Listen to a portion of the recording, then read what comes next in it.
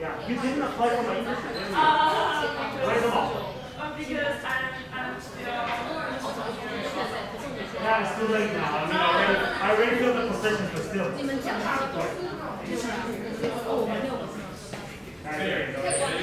Thank you. Hey, Randy. My dad is you know? Good. Oh, okay. I got this. I just noticed that.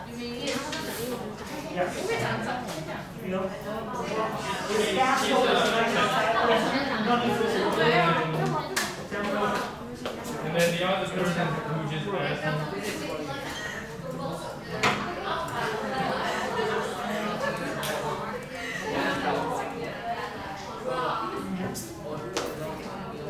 he just get like and then she just the things the person who just asked is like how was the relationship between them yeah. And also,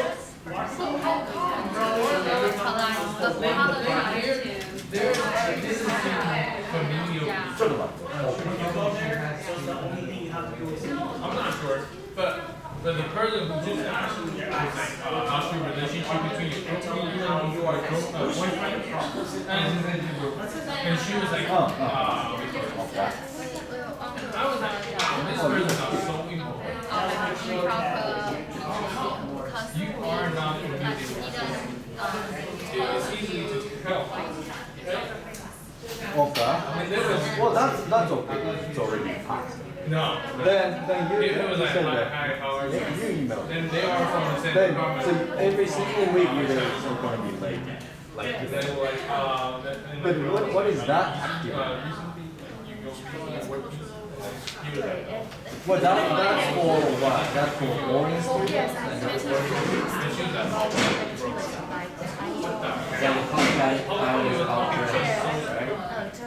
Yeah, that's hosted by who? Who is organizing the activity? 21st century Wait a minute. Fast. Teacher was the institution. Which department? GAO? Okay.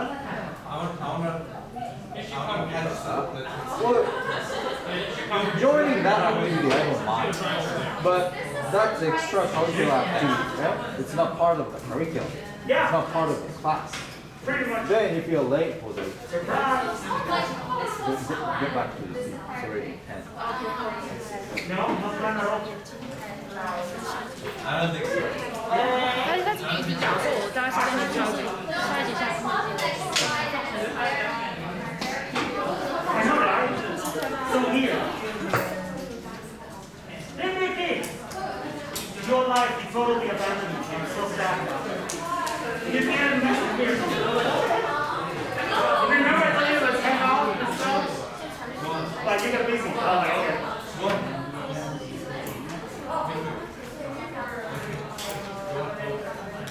Oh, you got it? Yeah. Still.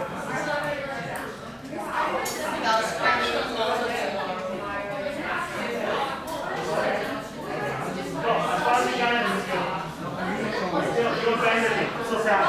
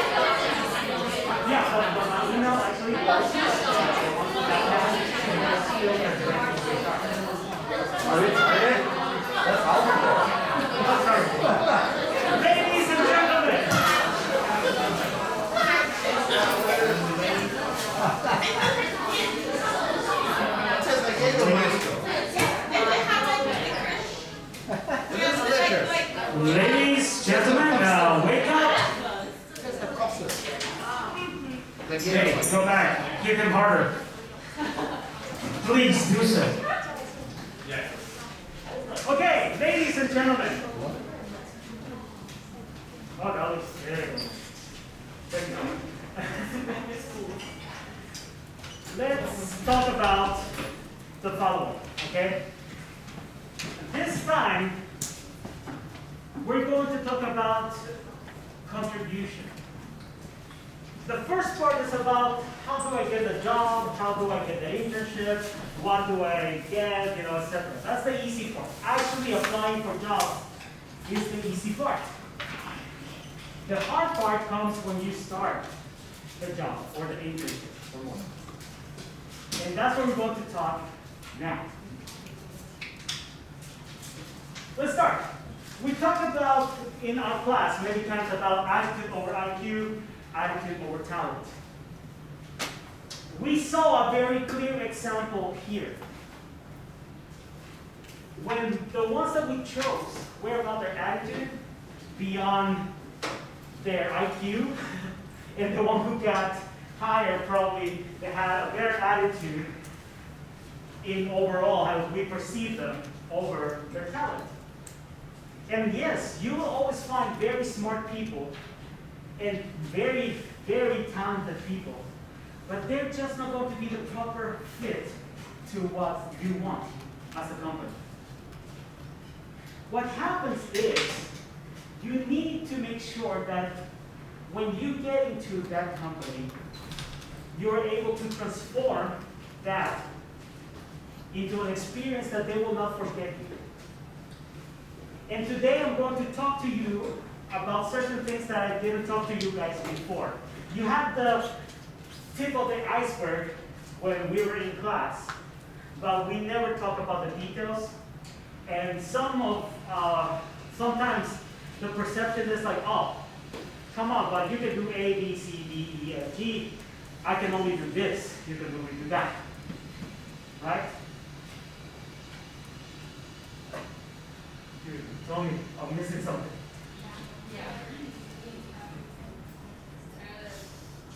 Oh! Too busy, Bear. Too busy. Yes. No, actually there is, but There is, but I didn't write it. Yeah. So, who am I? Principal engineer of Dean of Dewey University, okay? That's who I am right now. And my job is to train people to become professionals. I am not training students anymore.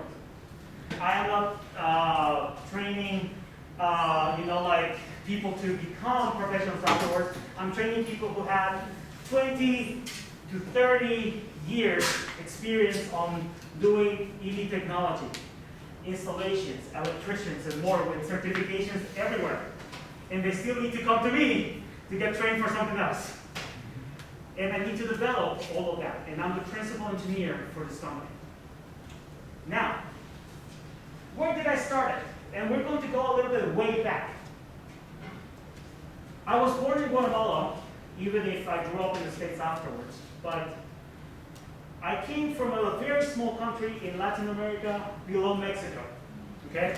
What are we famous for? Coffee. The coffee that you get from Starbucks, that's Guatemalan coffee from Antigua. That is the one that we get from there. Good coffee. Now, what are we? 15 million in a piece of land that is probably 3 times bigger than Taiwan. So we have a lot of land, not too many people. Official language is Spanish. However, my Spanish is very bad because I never really practiced. I come from a very interesting family. My mom, she's Cantonese. These are my grandparents. They immigrated to Guatemala when I was, when they were like younger. They made the whole family. That's my mom. That's me. Why do you have a picture that is so clear? This too? Yeah. I photoshopped them to make sure that they were sharper. All right. Yes. Of course. I'm me. I have to have it. I took it that here. And you can tell something. This one is caught because it was a bad scan from my mom. The other like, The first time I show up on TV, I was about 3 years old. This is my dad, and I was the proud owner of the first Nintendo system in Guatemala. I won a contest. Well, my mom won a contest of me doing figure painting, and my painting was the most beautiful one. I wish I had a copy. Trust me, I wish I had it. But yeah, and this was the first time I showed up on TV. Afterwards, when I grew up, you guys knew that I was a doctor, but you don't know the extent of that. When I was little, I always wanted to be a firefighter. I wanted to be a paramedic because I wanted to help people. I wanted to make sure that my abilities was going to be there to help others, and first responders, and I was so excited. My dad arranged for me to go to one of the fire stations of 911 in the States. First time I ever got there, get into an ambulance, go around the block. It was the best, wasn't you're a kid. I turned out 14 years old. I started medical school at the age of 16. I was already checking patients while I was doing high school. And I was doing that in places that they didn't have access to medical resources.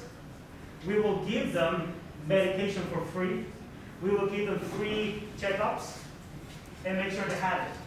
Old people from all kinds of classes, kids, older adults and stuff, they will go and check everything they could. It was interesting. Afterwards, life went crazy when I got a scholarship to come to Taiwan. Second time in the news. The one thing I did not expect is that from this point on, my life was going to turn crazy. Because I was going to be in the news more times than I can remember and count, television shows, and much more. I didn't care at the end if I would graduate 4.0 with my PhD. Yes, that's my scores, by the way. Because all the other adventures that got me into this was because of one single thing. Okay? It was because of attitude. This was not because Jeffrey was very talented. Actually, if you ever go to YouTube, find these things, you will notice that my Chinese was bad. You will notice that my expressions were like, what the heck is this word you're talking about? However, I was always the funny guy and the guy who got called again and again and again. Of course, you know one of my closest friends, Wu Feng. We did things together for a long time and stuff. And I had one of the best experiences in my life when I had the chance to sing with one of my favorite idols. But this had nothing to do with anything else, my IQ, or more than my attitude. I was a value. Every time I went to one place or another, whether it was in Guatemala or in Taiwan, small jobs or big jobs,